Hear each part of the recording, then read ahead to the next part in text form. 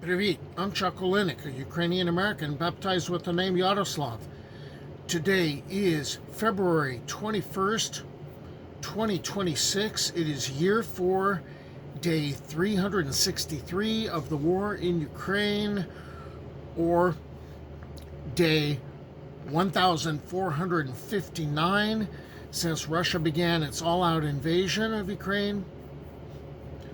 And if you really want to get dark, day 4,385 since Russia began the war in 2014.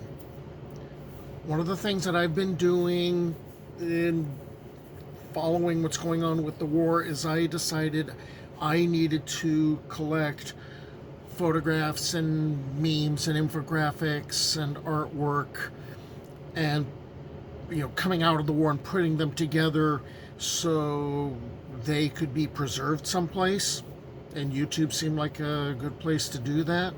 It also was a way to raise awareness of what's going on. Well, after a while I started noticing just how much artwork was being generated, and when I was a world history teacher I used to use a lot of artwork that was contemporary with the time periods we were covering in order to convey what was going on. A picture being worth 1,000 words. So this is the latest bundle that I've collected that's just of the artwork. So I want you to take a look.